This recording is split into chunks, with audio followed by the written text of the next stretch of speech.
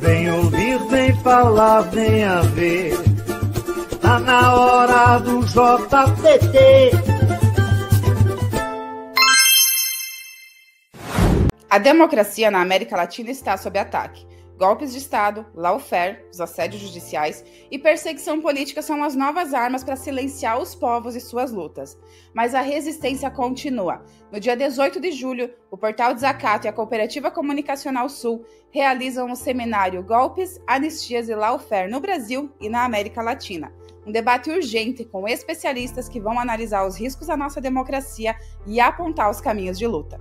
O evento também marca a 4ª edição da distinção jornalística Gustavo de Lacerda. E teremos um show especial com a cantora argentina Mariana Bararri, vencedora do Prêmio Gardel. Acontece no auditório da FESESC em Florianópolis, às 14 horas. A sua presença e o seu apoio são fundamentais nessa luta por memória, verdade e justiça. Participe!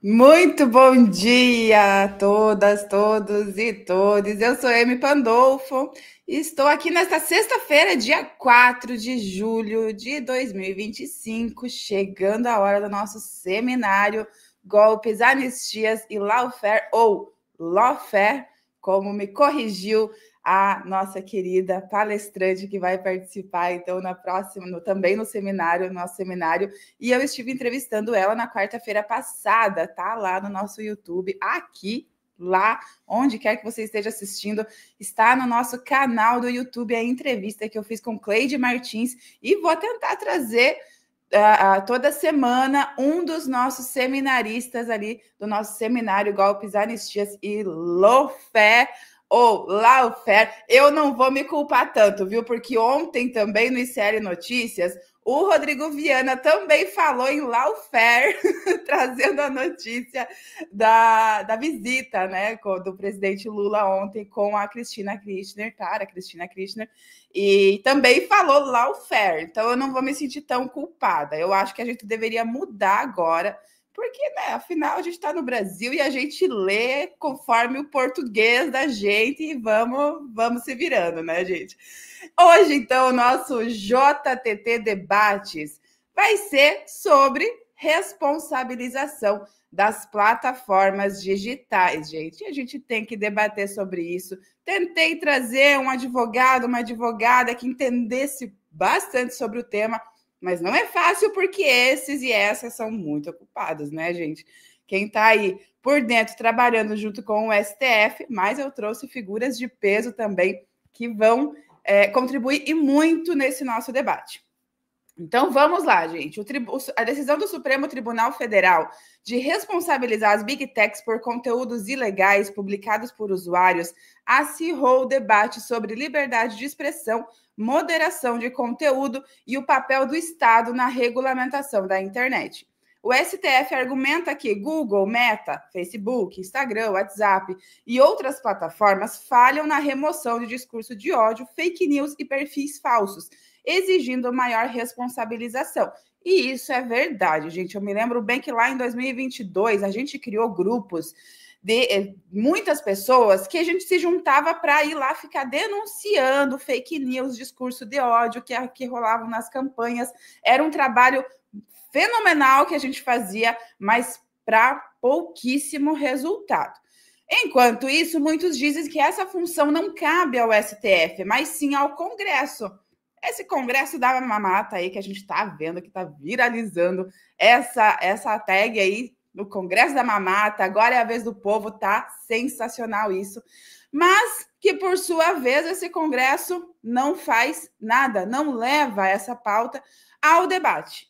E falando em debate, vamos convidar Renata Miele, que já está aqui com a gente. Ela é jornalista, coordenadora do Comitê Gestor da Internet no Brasil, assessora especial da ministra de Ciência, Tecnologia e Inovação e doutora em Ciências da Comunicação.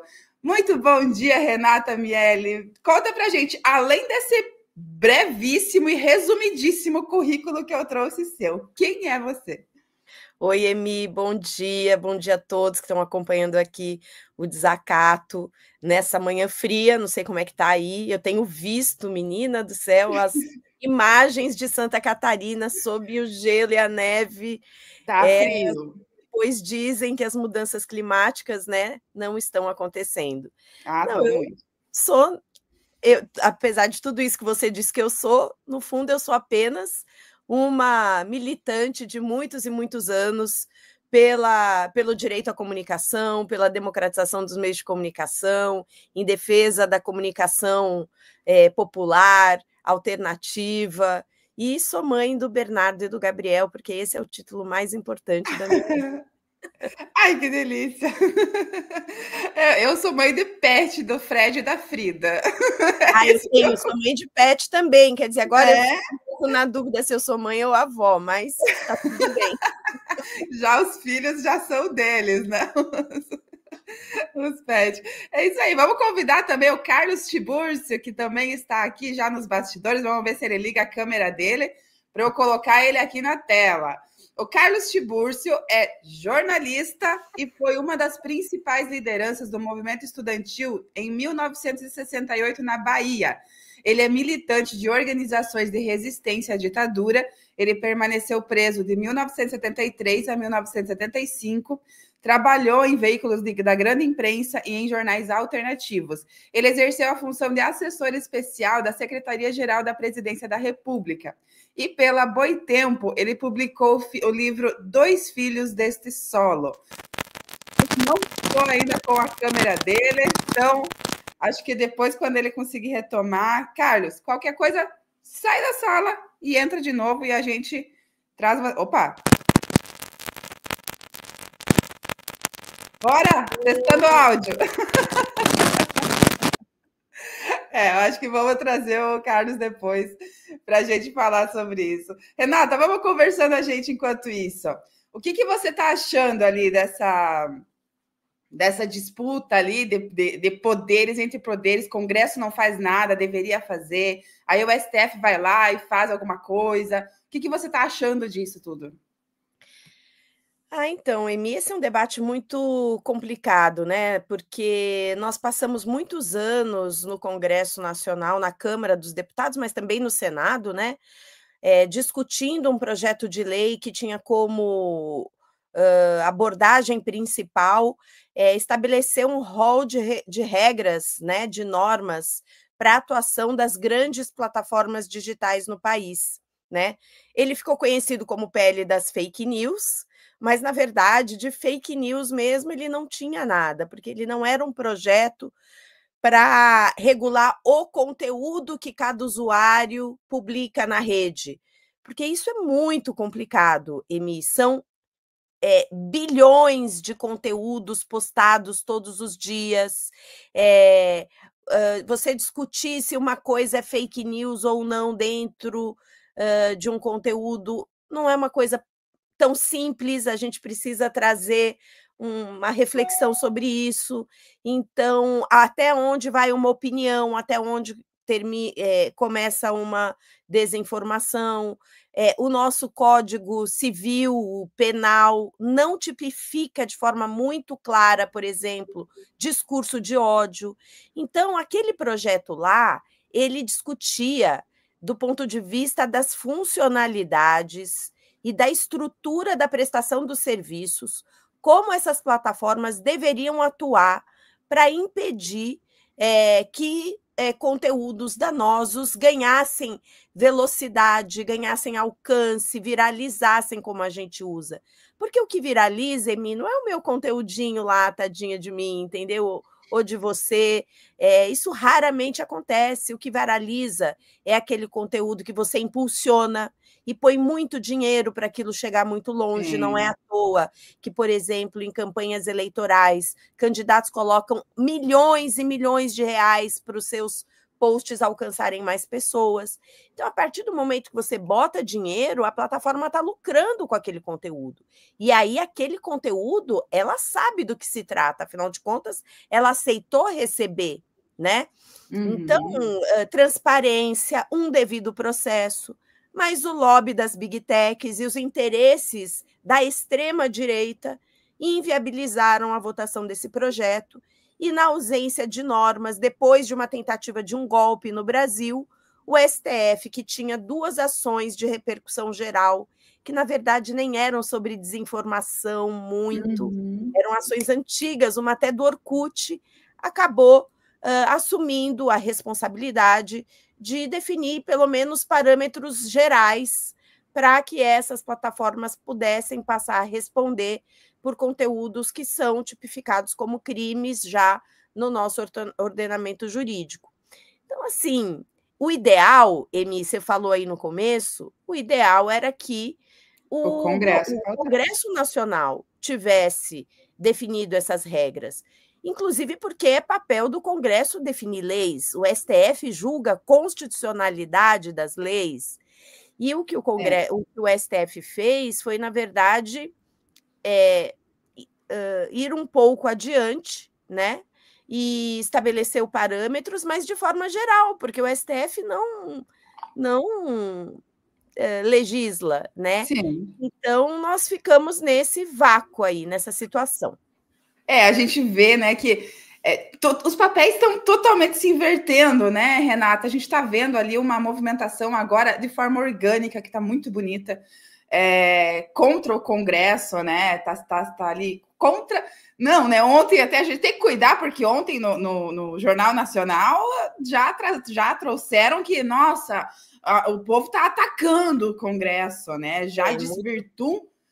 Muito perigoso isso, né, Emi? Porque, assim, nós vivemos numa sociedade que durante décadas criminalizou a política. A criminalização da política leva à ascensão de forças de extrema-direita na sociedade. Criminalizar a política não é a saída para a solução dos nossos problemas. E atacar o Congresso Nacional é uma bandeira típica, né, da extrema-direita. É claro, a gente tem um Congresso conservador, a gente tem um Congresso que cada vez mais manifesta interesses da nossa elite econômica, né? Impede o avanço de pautas civilizatórias, como, por exemplo, taxar os ricos, porque não dá mais para que os pobres paguem a conta. Então, isso tudo é muito importante, sair às ruas para defender a taxação dos ricos, uma justiça fiscal que reduza a carga tributária sobre os pobres, tudo isso é corretíssimo. Mas nós não podemos, como diz, né, o ditado popular, jogar a água suja do balde com a criança junto. Então, a defesa da política e das instituições é algo que também nos cabe fazer nesse momento, né? Acho que Emi está com o microfone fechado. Perdão. Vamos ver se o Tiburcio aqui conseguiu resolver ele. Bom dia, Tiburcio. Bom dia, está me ouvindo? Opa, show de bola, conseguimos te ouvir, sim. Carlos, você ouviu eu trazendo a sua pequena biografia? Uma resumida biografia, no caso, né? Não só pequena, porque é extensíssima. Pessoa como Tiburcio, né, querido? Tem uma biografia larga. Nossa, gigantesca. A melhor biografia eu sou um aluno da Renata Miele. A honra. Carlos, seu áudio está dando uma interferência, uma pequena interferência. Eu não sei se está usando daqui a pouco o áudio. Tira o microfone. Isso. Se tu está usando do fone de ouvido. Não. Entrei pelo celular também. Agora está ouvindo bem? Agora está ótimo. Pois agora... eu não estava conseguindo pelo Carlos, pelo tablet. Eu acho que você tira o teu fone, desconecta o fone de ouvido, porque pode ser que a conexão dele esteja dando interferência ali no áudio. Mas agora você está me ouvindo bem? A gente te escuta, só que ele dá o barulhinho da conexão, sabe? Ele fica... Vamos ver se melhora agora. Agora sim! Agora sim! Então, pronto. Eu estava dizendo que nesse tema... O mais importante é ter aprendido muito e continuar aprendendo com Renata Miele e o prazer enorme de conviver com ela no Barão de Itararé. Prazer é o meu. E muito obrigado pelo convite, Emi. É um prazer. Para mim é um prazer estar aqui com vocês dois, né, gente? Também era para o Frederico Guimarães estar aqui com a gente, mas não pôde. Foi chamado ali de última hora para a secretaria lá que ele trabalha e não pôde estar presente. Mas, Carlos, eu trouxe ali sua resumidíssima biografia. Eu quero que você me diga quem é o Carlos Tiburcio além dela. Como disse a Miele, eu sou o vovô de 4 netos homens. A minha companheira gostaria muito que tivesse uma garotinha, mas já estão bem encaminhados, estão na USP. Opa. E os outros estão se preparando para isso. E é isso, baiano, como você disse, fui liderança estudantil na Bahia, e nos primeiros mandatos do presidente Lula e da presidenta Dilma, eu tive a honra de ser o coordenador da equipe de discursos. Então, escrevi muito para o presidente, o que é um desafio, como vocês sabem, porque se comunicar é a praia dele. É verdade, né? Como dizem, né? O Lula é o seu melhor garoto propaganda, né? Exatamente. É o melhor então foi um grande desafio. Mas fez um excelentíssimo trabalho, Carlos Tiburcio. Por isso que é uma honra também ter você e a Renata aqui. Carlos, eu perguntei já para a Renata, a gente já trouxe algumas coisinhas aqui, não sei se tu conseguiu acompanhar. Consegui. Então, o que você está achando disso? Deveria ter sido pautado pelo Congresso, essa regulamentação, essa responsabilização das plataformas. O STF foi lá e tomou a frente, está fazendo alguma coisa. Como é que você vê tudo isso? Olha, o melhor seria que o Congresso legislasse sobre esse tema. Fizesse sua função. Mas, né? Exatamente. Como a Renata falou, há muitas dificuldades nesse sentido. E a forma da gente tentar resolver isso, além de toda a negociação dentro do próprio Congresso, é conscientizar cada vez mais a sociedade. A questão do STF, eu acho que ela se justifica, porque essa forma de intervenção, de domínio das plataformas, ela é uma questão constitucional. Elas agem como se elas fossem constituintes não eleitos. Então, isso é um impacto enorme sobre o conjunto da sociedade. É um poder constituinte privado, sem controle de ninguém. Então, é importante que o Supremo Tribunal Federal se posicione também nesse sentido, e eu acho que se posicionou num sentido correto do interesse da sociedade brasileira. Não é algo completo, mas é um passo importante nesse sentido. Então, eu concordo plenamente com a Renata e acredito que, da mesma forma como sociedade, parte da sociedade e governo, agora buscam esclarecer mais o papel negativo para os interesses do Brasil que a maioria do Congresso está exercendo, é muito importante que se junte a esse tema a discussão da questão da regulação das big techs, das grandes plataformas, sem o que não é possível avançar na questão democrática no Brasil e no mundo. Exatamente.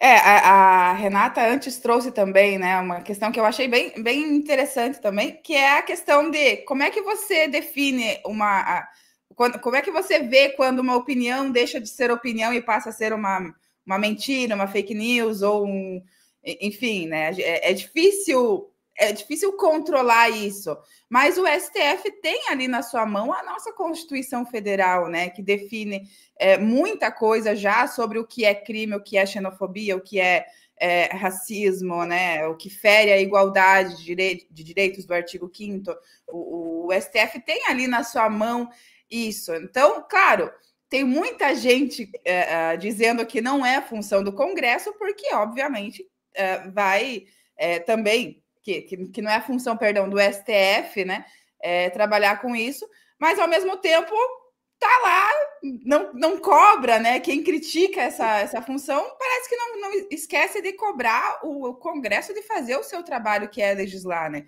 E aí a gente vê o Congresso fazendo trabalhos que não são sua função, que é como, por exemplo, a administração do dinheiro público, que é o que o Flávio Dino também vem trazendo essas investigações, levantando essas questões, né, sobre orçamento secreto, sobre emendas, PIX, enfim, né? E é óbvio que eles estão completamente contra tudo isso. Renata, como é que você vê essa hipocrisia, né? Vamos amenizar. Como é que você vê essa contradição? Essa contradição de um Congresso que não faz o seu papel que tem que fazer, mas faz outros papéis que não é sua função e está ali lesando o povo brasileiro. Então, Emi, eu acho que isso é parte da luta política que o Brasil vem enfrentando já há alguns anos. E eu acho que o ponto de virada, né, que acirrou essa crise, diria, institucional e essa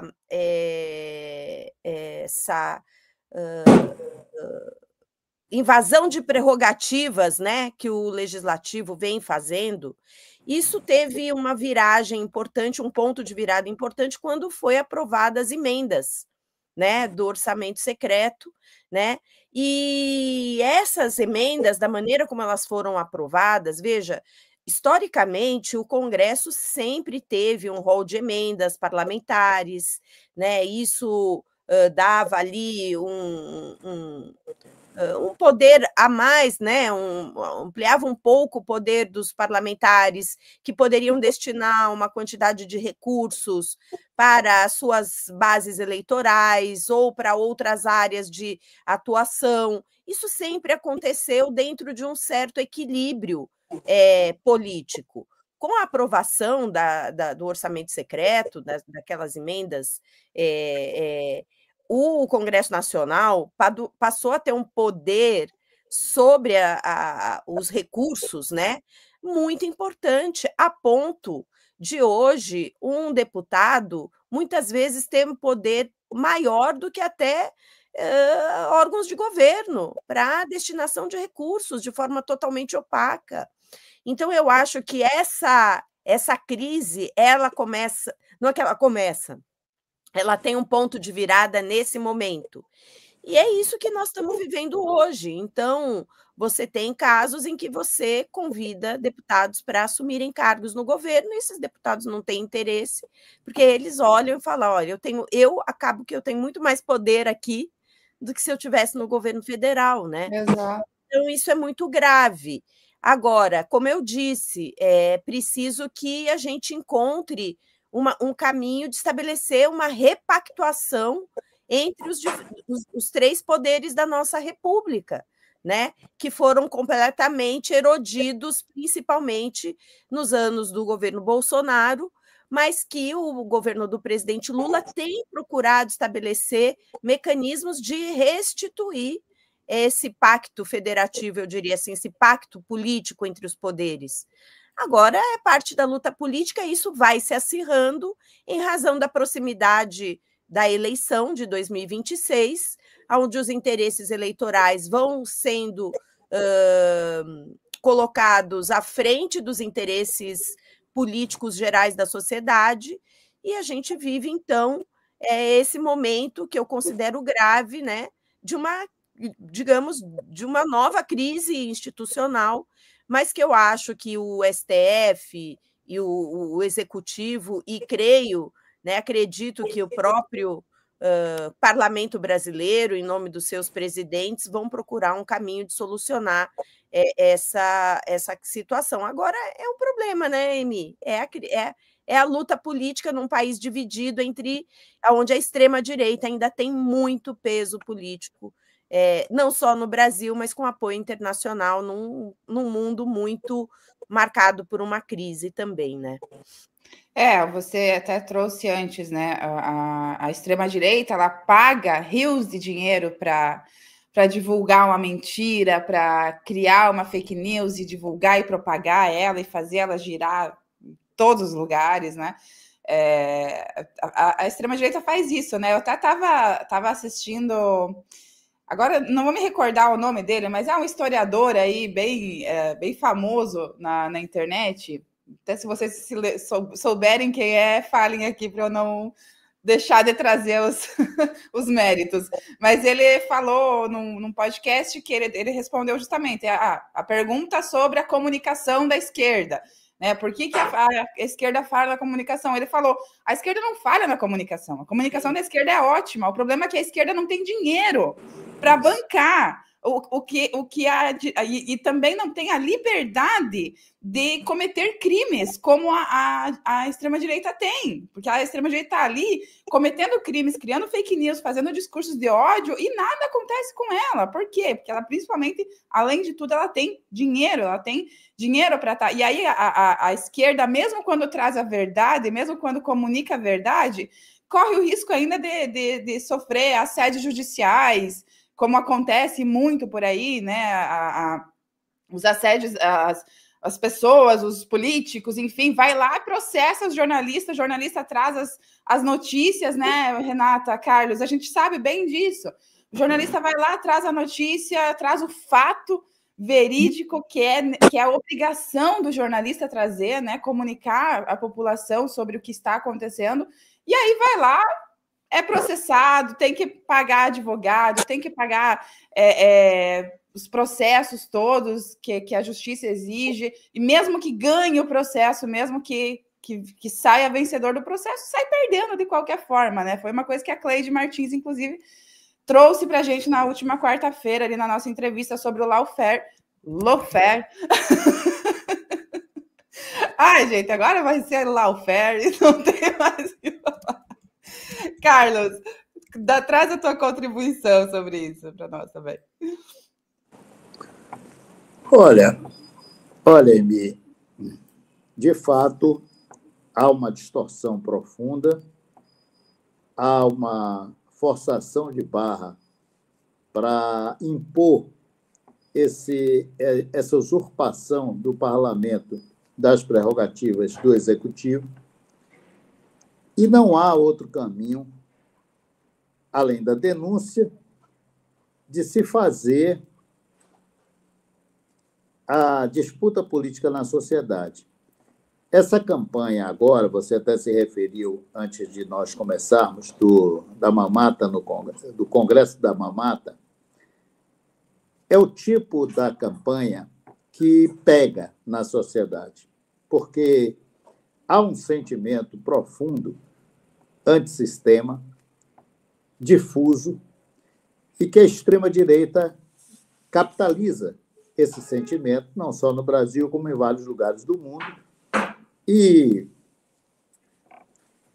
essa campanha traz para o lado democrático progressista uma reação às deformações do sistema, em especial essa que a gente vê com as emendas com orçamento secreto, que, na prática, em parte, continua. Então, é uma campanha importante. E ela deve ter continuidade, independentemente do vai e volta nas negociações executivo-legislativo. Eu acho que essa pegada deve ter continuidade até 2026, para que se aproveite desse embate para conscientizar o máximo possível setores amplos da sociedade. E aí a gente vem na questão, a gente volta para a questão das plataformas. Além da luta institucional pela regulação, o campo democrático progressista tem que reforçar muito a sua relação com os setores populares. O olho a olho, o porta a porta, a conversa direta, consegue até neutralizar a influência virtual. O problema é que nós perdemos muito terreno nesse sentido. É preciso retomar. E eu acho que estão ocorrendo várias iniciativas nesse sentido, de chegar na ponta. Por exemplo, quando você está numa atividade, num território da comunidade, é possível, factível, você solicitar diretamente às pessoas que elas cedam o seu WhatsApp para receberem determinada informação, que você conversa com elas sobre a importância dessa informação. É um trabalho que parece de formiguinha, mas multiplicado de maneira ampla no país, acaba gerando consequências positivas num certo prazo. Eu acredito que isso está ocorrendo. O próprio Barão de Itararé está com um projeto hoje, que é um projeto que já engloba 4 estados, né? São Paulo, Rio, Rio Grande do Sul e Bahia, agregando mídias voltadas para a periferia, mídias periféricas. 100 mídias em cada estado. São 400 mídias. Cadastrá-las, articulá-las, possibilitar que elas troquem informação e se capacitem melhor para a sua função, faz diferença, porque esse trabalho ocorre na ponta. E aí é preciso levar também a discussão, que é uma das mais perigosas, porque disfarçada, sobre a falsa neutralidade dos algoritmos. Os algoritmos não são de modo algum neutros. Pelo contrário, eles exercem um poder autoritário sobre a mensagem, sobre a comunicação. E nós, e o povo, não vê isso. Sofre a influência, mas não consegue detectar e acompanhar isso. Não há outro jeito senão fazer um trabalho pedagógico, didático, de explicar, de mostrar exemplos concretos de como isso acontece para ir mudando o jogo. Então, eu acho que a gente tem que ter sempre a combinação da luta política e institucional e a luta real na sociedade, combinando o virtual, as redes sociais e o pé no barro, o porta em porta, o olho no olho, que, aliás, está sendo feito em outros países com resultados importantes. Eu citaria o México e a própria Inglaterra, onde determinados partidos, determinados movimentos se voltaram para esse trabalho de porta em porta. Claro que as condições de cada país são diferentes, mas o pessoal bate na porta, o cidadão atende, ele se apresenta e diz qual a razão de ser dele estar ali provocando aquele diálogo. Nós todos, de uma forma ou de outra, já fizemos isso no passado. Precisamos retomar isso agora com muito ardor, com muita dedicação. Eu acho que o plebiscito popular ali está aí, né? O plebiscito popular está aí, começou essa semana a consulta pública ali em relação ao fim da escala 6x1 e a justiça tributária. E é tudo isso que você trouxe, né, Carlos? Um plebiscito, há quanto tempo a gente não tinha, né, uma consulta popular, assim, um trabalho popular feito pela população, e é esse porta em porta, né? Eu vejo às vezes que eu fui em movimentos para conscientizar os trabalhadores, né? A gente pega sábado, vai, domingo, pegar esses trabalhadores ali que estão ali sempre, né, trabalhando nessa escala que não é nem 6x1, é mais do que isso, é 10x1, às vezes não tem nem 1. Né, é um absurdo que acontece. As empresas, os patrões e patroas estão ali agindo. Não existe mais lei, não existe mais nada, não existe mais lei trabalhista, não existe mais direito trabalhista, não existe mais nada, assim, sabe? É um absurdo que vem acontecendo. E eu acho que não só as fake news, elas fizeram com que as pessoas emburrecessem de certa forma, mas também deixassem de ter a curiosidade, perdessem a curiosidade de se informar. Porque eu me recordo antes, lá atrás, quando era só Facebook, eu acho. Acho que só tinha Facebook, pelo menos eu só conhecia Facebook, né? Na época dos textões do Facebook. eu queria recuperar o meu, que eu ia escrever um livro com tanto de textão que eu escrevia no Facebook. Mas naquela época, assim, eu me recordo que não faz também muito tempo, né? A tecnologia, ela cresceu muito rápido, né? Mas naquela época eu me recordo de eu, pelo menos, eu e as pessoas que eu conhecia que estavam ao meu redor, a gente tinha uma curiosidade de saber. Eu lia lá um textão no Facebook de alguém, eu ia lá e pesquisava e tentava me inteirar sobre aquilo para daí entrar numa discussão com a pessoa, para aí poder, tipo, então tá, eu vou contra-argumentar aqui, mas eu vou estar embasada com um estudo que eu fiz previamente antes de vir debater contigo. Essa curiosidade que parece que as pessoas perderam, né? Elas simplesmente reproduzem sem checar a veracidade daquilo que estão reproduzindo, né, Renata? Então, Emi, eu acho que você traz uma questão importante, assim como o Tiburcio, que é o problema dos algoritmos, mas mais do que isso, né?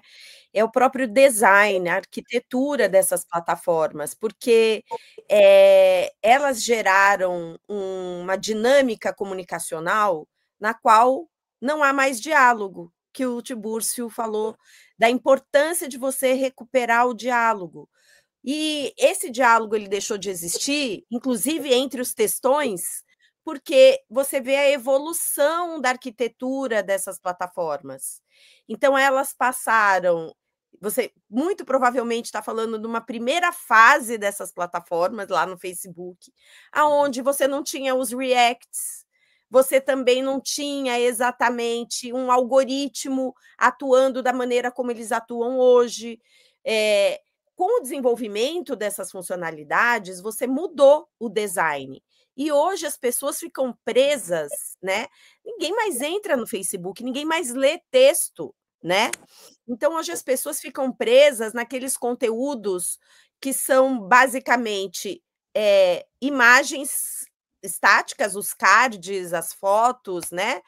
Os memes, né? Não leem os textos que acompanham aquilo, então olham só a imagem, ou os vídeos curtos em loop infinito de recomendação algorítmica, que é praticamente o design do TikTok, o Reels, né? Modelo Instagram, e os shorts do YouTube, né? Que é o que tem engajado hoje.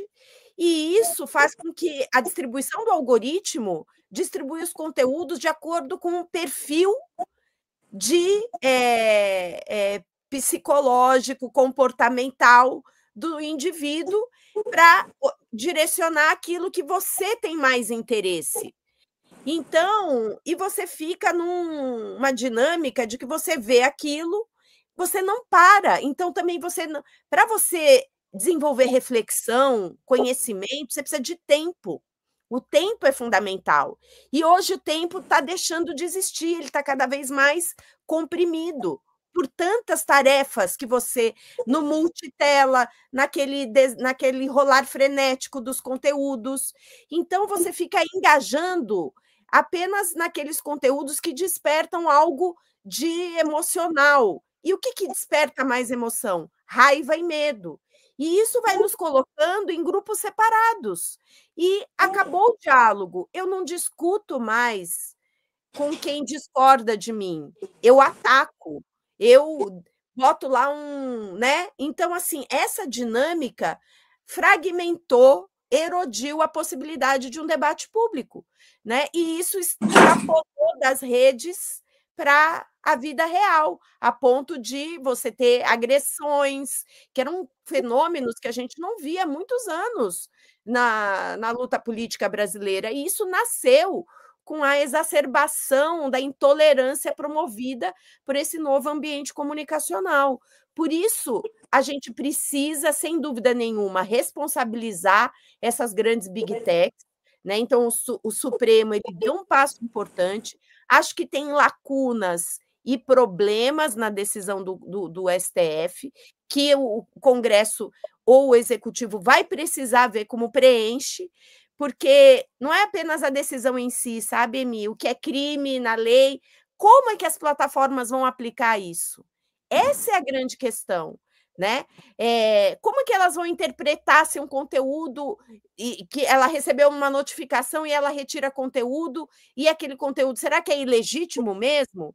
Será que é criminoso mesmo? Quem que vai fazer a supervisão para que a gente não possa ter, ao invés de restringir o poder e organizar o debate público, né, restringir o poder das plataformas, para a gente não aumentar o poder discricionário das plataformas, né? Então, acho que são desafios que estão colocados, mas é exatamente isso, nós precisamos recuperar a capacidade de debate público, por isso o plebiscito é fundamental, por isso as conferências que estão sendo promovidas pelo governo federal, agora no segundo semestre, nós temos inúmeras conferências, mobilizar a sociedade para discutir isso, olho no olho, congressos do movimento social. Agora, por exemplo, temos um congresso muito importante, que é o Congresso da União Nacional dos Estudantes, trazer a juventude, né, tirar a juventude do ambiente da tela para discutir temas mais aprofundados, porque nós precisamos aprofundar o debate, sair do react, né, sair da curtida lá, que é uma coisa que esvazia de sentido o próprio debate, a gente fica numa superficialidade, numa simplificação que não contribui para o avanço dos temas de interesse social. Antes de partir para o Carlos, eu quero trazer, inclusive, em cima disso, Renata, a manifestação que eu trouxe, eu acho que já está todo mundo sabendo, né, com essa viralização, mas eu vou trazer a manifestação ontem que o MTST e o povo de rua fez, invadindo lá, ó, ocupando, na verdade, né? Não invadindo, que vários canais trouxeram essa manchete, né? Esquerdistas, manifestantes de esquerda invadem banco na Faria Lima, não sei o quê, mas é o povo na rua, gente. Então eu vou trazer o vídeo aqui para a gente ver.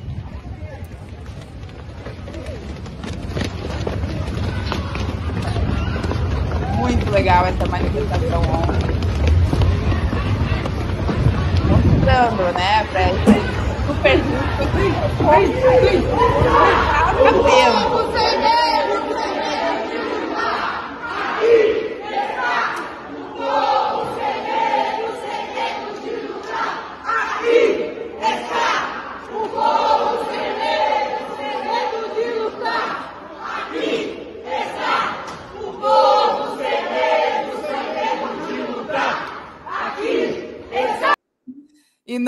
E não é inteligência artificial, viu, gente? Porque tá rolando ali vários vídeos que agora parece que acharam, né, Carlos? Parece que encontraram o caminho.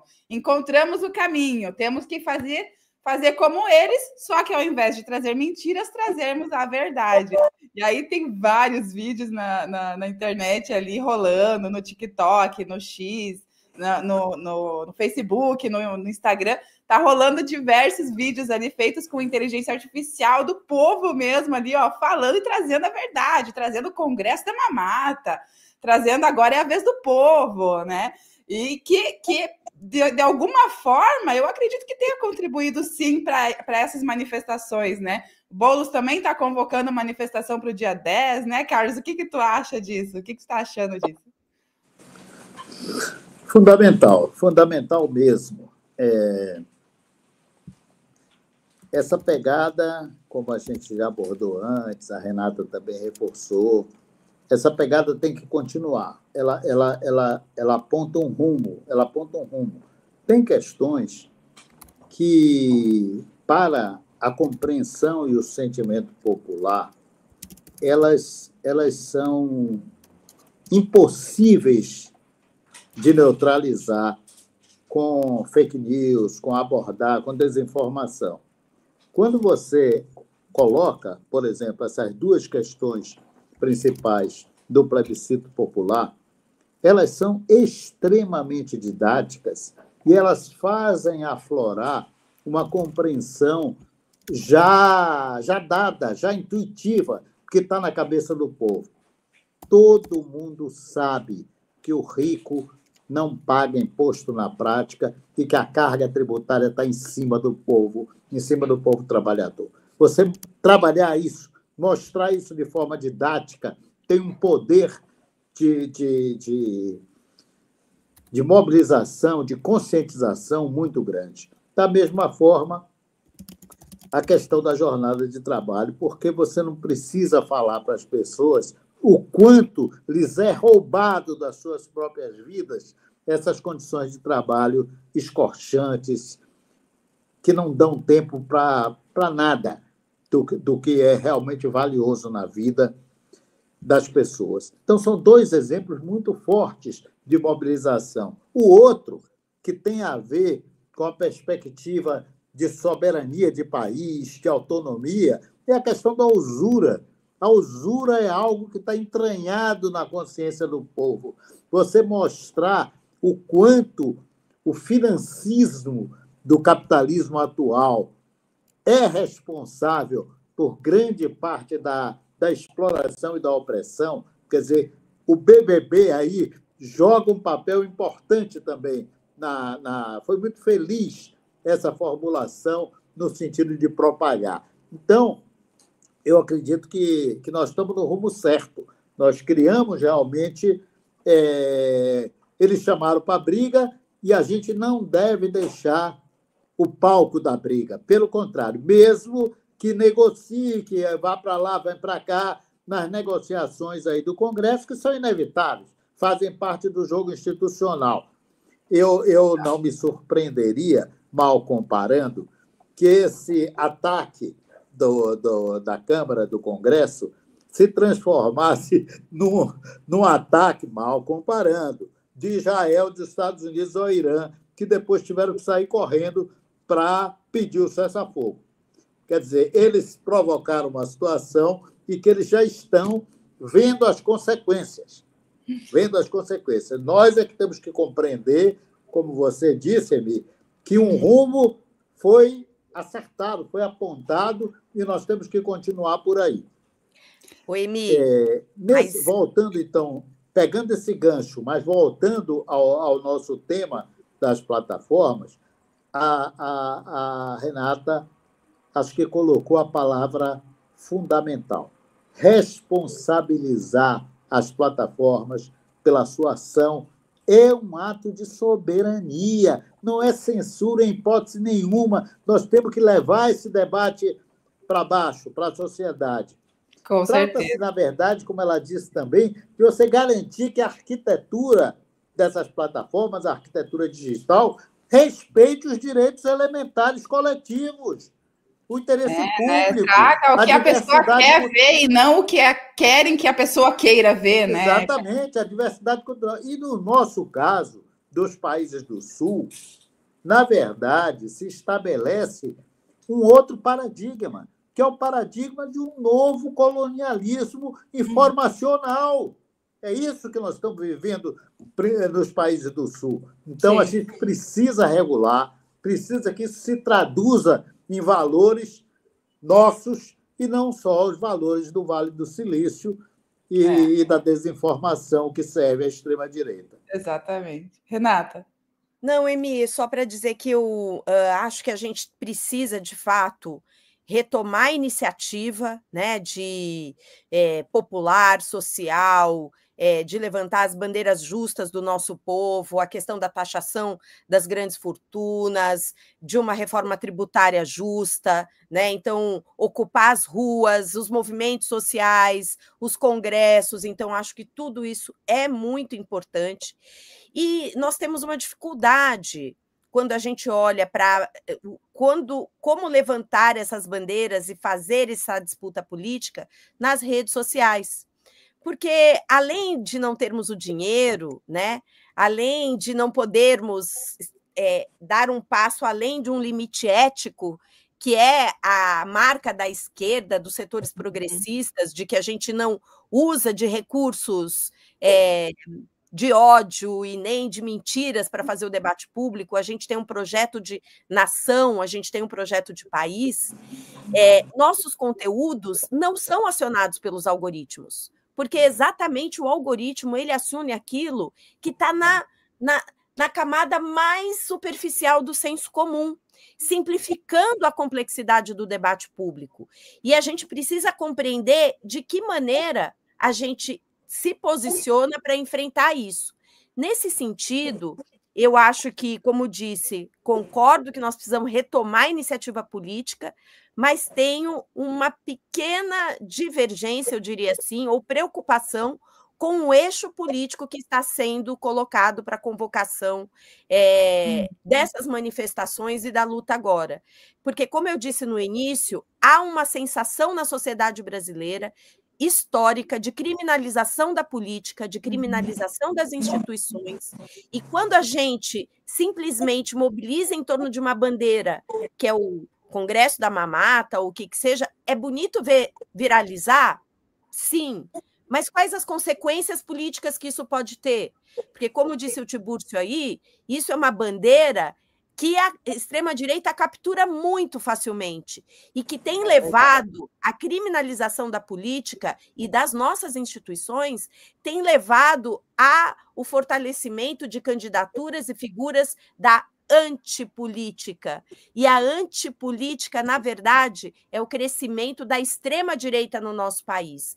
Então, criticar o Congresso é legítimo, criticar a extrema-direita que tem impedido o avanço de bandeiras importantes da classe trabalhadora é fundamental, mas nesse momento eu acho que o nosso principal eixo é a discussão da taxação das grandes fortunas, da necessidade da gente ter uma reforma tributária mais justa, porque a gente precisa explicar para o povo e nos diferenciar daqueles que acham que político é tudo ladrão, que político não faz nada, que tem que mesmo acabar com esse Congresso Nacional, que isso aí, porque isso pode nos levar para um caminho muito perigoso.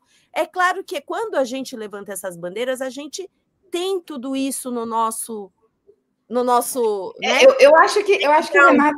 Mas nas redes sociais isso viraliza de uma maneira que pode nos levar a um lugar muito perigoso, e é só uma preocupação que eu tenho, que eu queria deixar bem explícita aqui, né? Eu tenho mania de ser otimista, Renata, nessas horas, porque eu tenho uma mania que muita gente discorda, às vezes, de eu ser mais otimista, porque na minha visão, a esquerda está tomando a voz, está tomando a vez agora, desde essa explosão das redes sociais, desde essa explosão da facilidade da comunicação. Só agora que a esquerda está começando a tomar a frente da pauta, está tomando o palco, né? Como tu traz, na minha visão, né? Com o fim da escala 6x1, com a luta pelo fim da escala 6x1, Sim, com essa bandeira fundamental. Isso, com a taxação, né, dos super ricos. Isso. E no que eu consigo enxergar com otimismo essa movimentação de Congresso da Mamata, e enfim, eu consigo enxergar isso como uma forma de educação. Porque, gente, é absurdo o quanto as pessoas não entendem qual é a função do Congresso. As pessoas não entendem como funciona a democracia do nosso país. Elas não entendem quais são os poderes e as funções dos poderes. É por isso que na hora de votar, na hora de ir lá votar, muita gente não sabe para que está votando num senador, num deputado, não sabe. Vai lá, escolhe qualquer um, escolhe o que apareceu ali, o que as redes sociais indicaram, o que pagou mais lá para as redes sociais indicar. Vai lá e escolhe isso. Então, no meu otimismo, eu gosto de pensar que isso tudo está sendo uma forma de educar o povo e o povo perceber que, tipo, não, eu preciso pensar melhor na hora de votar lá, na hora de votar, eu preciso saber qual é a função. Vou tentar ficar com o meu otimismo. Renata, não me tira isso. Lembra lá, Emi, lembra lá da educação do povo dos 5 centavos em 2013? Ai, não. E depois os grandes meios de comunicação capturaram uma bandeira e transformaram numa bandeira de extrema-direita. A bandeira do Congresso da Mamata pode virar livre também. O passe livre, por isso que eu digo assim, porque a esquerda vem perdendo para a direita, que vem se apropriando das pautas da esquerda há muito tempo, e a gente está com esse medo, né? É por isso que é muito importante. Vamos focar na taxação das grandes fortunas, na escala 6x1, na reforma tributária justa, na questão de mais comida para o nosso povo, da redução dos juros, que é uma bandeira importantíssima, porque enquanto os juros estiverem altos, dessa maneira só quem ganha é o rentismo. Então, essas são as bandeiras que eu considero justas, mas faz parte. Vamos ver como é que como essa discussão vai se encaminhar, né? O Raul Fittipaldi trouxe aqui, lembrando que por isso que a gente vai fazer o nosso seminário para mobilizar a capacidade de refletir em conjunto com os e as trabalhadoras, né? Carlos Tiburcio, para a gente encerrar, que já temos colunas para acontecer, eu queria que você falasse para a gente do Fórum 21. Traz para a gente sobre o Fórum 21, para a gente divulgar e ajudar nessa parceria. Poxa, muito obrigado, Emi. Veja bem, antes de entrar nisso, que eu vou falar com o maior prazer, claro, eu queria dizer que eu concordo com a Renata. A gente não pode jogar a criança com a água do banho. Acho que não pode jogar fora a criança com a água do banho. Agora, Renata sabe muito bem que quando você sai de uma posição um pouco letárgica, defensiva, e dá um passo para tentar equilibrar o jogo, você puxa o bastão, você estica um pouco o bastão, você estica um pouco a corda. Eu acho que está acontecendo isso e ela tem toda a razão que isso tem que ser devidamente recalibrado no processo. Mas agora é importante realmente dar um saculejo e mostrar que há uma capacidade de reação da sociedade. O que está em disputa é a perspectiva antissistêmica que a extrema-direita carrega a seu favor. As forças democráticas e progressistas têm que aproveitar essa campanha para, de forma educativa e equilibrada, mostrar que a extrema-direita não é a força antissistêmica e que o Congresso tem uma parte que precisa ser reforçada democraticamente nas próximas eleições. Sem dúvida. Então, eu concordo com ela nesse sentido. Porque a gente tem um Congresso hoje que é grande maioria bolsonarista. Exatamente, mas não pode jogar fora o Congresso inteiro. Não pode jogar fora o papel e a institucionalidade democrática do Congresso. Eu acho que para isso que ela aponta, e aponta muito bem. Fórum 21. Fórum 21 deu continuidade ao portal Carta Maior, já tem 3, 4 anos, e o grande esforço dele é construir uma rede com principalmente os veículos pequenos e médios da mídia independente, da mídia alternativa. Nós estamos caminhando nesse sentido, contamos fortemente com o apoio, a colaboração, a participação do Desacato, que nos honra muito, e estamos caminhando nesse sentido. Na verdade, nosso pequeno grupo está se esforçando, junto com o Barão de Itararé, para fortalecer um sistema de comunicação no país que fortaleça os pequenos e médios. Por isso que eu me referi aos veículos voltados para a periferia. Nós hoje, viu, Emi, nós estamos trabalhando 3 frentes. Nós estamos trabalhando o Fórum 21 e essa rede de veículos alternativos. Nós estamos trabalhando na área do streaming com a Fatoflix, fazendo a disputa afetiva, utilizando a força do cinema, né? E se contrapondo ao streaming da extrema-direita, que vinha atuando sozinho desde 2016. E nós estamos agora, recentemente, atuando modestamente em nível internacional, com a representação no Brasil de uma agência de comunicação internacional que vem dos anos 60, que foi criada no movimento dos países não alinhados, foi criada em Roma, que é uma cooperativa internacional de jornalistas e que se chama IPS, Interpress Service. Então, nós estamos tentando atuar nessas 3 frentes, na rede do Fórum 21, no streaming na Fatoflix e na agência internacional IPS, que é uma agência também alternativa, mas está presente nos 5 continentes, principalmente na América Latina tem 200 jornalistas vinculados a ela no mundo e 2.000 na rede à disposição. Então, acho que dá para fazer uma cosquinha aí nessa disputa em nível nacional e internacional. Muito obrigado pela oportunidade de falar sobre isso. Obrigada, Carlos. Acessem a Fatoflix, muito legal. Obrigado, Renata. Gente, eu coloquei aqui nos comentários, vai aparecer para quem está assistindo a gente no Facebook e no YouTube, vai aparecer os comentários, o link do Fórum 21, para vocês acessarem lá e verem todas as notícias. Tem notícias lá do Portal Desacato, tem do Barão do Tararé, tem diversas redes lá. E a ONU, inclusive, um economista da ONU, ele recomendou, ele falou, né, que cooperativas podem ser soluções contra a crise climática e a pobreza, né? Foi um economista da ONU que falou sobre isso, que as cooperativas, o associativismo, né, é uma solução, né? Só que a gente precisa saber como implementar isso, né? O país, o governo precisa dar incentivos também para cooperativas que não tem, né, Carlos? Não tem, né, Renata? Claro. Renata, para a gente Renata falou das conferências nacionais.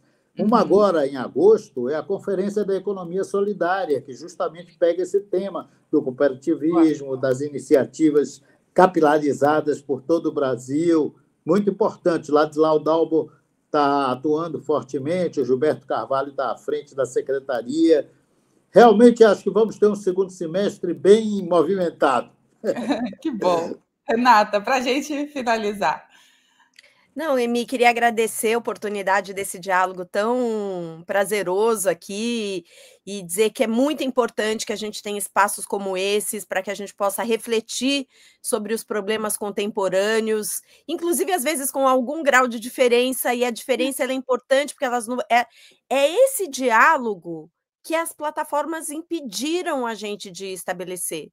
Porque no debate sobre, às vezes, uma perspectiva diferente que cada um tem, a gente vai elevando o nosso nível de consciência política, né? Então, queria agradecer, dizer que estamos aí nessa luta. Acho que a luta, era esse o recado final que eu queria deixar, Emi, pela regulação das plataformas das Big Techs. Não acabou com a votação do STF.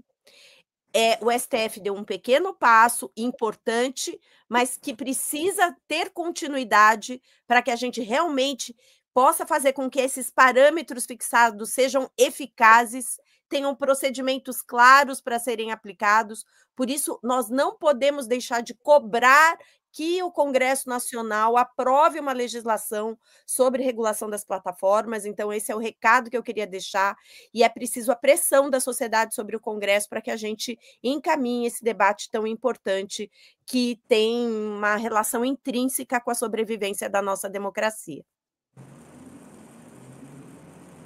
Eita, tá fechado seu microfone de novo. De novo, desculpa. Foi uma honra para mim receber essas duas figuras incríveis. São, assim, exemplos para mim que estou ali começando no jornalismo, né? Ainda estou bem no início do jornalismo, dessa carreira. Vocês dois são duas figuras aí que eu admiro muito.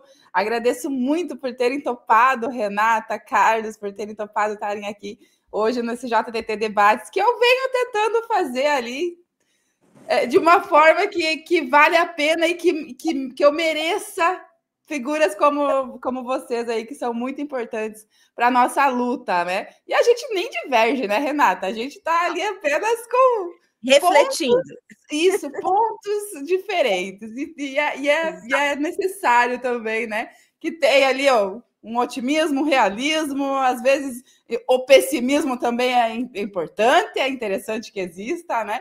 Então, a gente está aí para isso nessa luta. Agradeço muito, um beijão para vocês dois e um ótimo final de semana para todos e todas. Beijo. Este programa é apresentado graças aos nossos apoiadores culturais.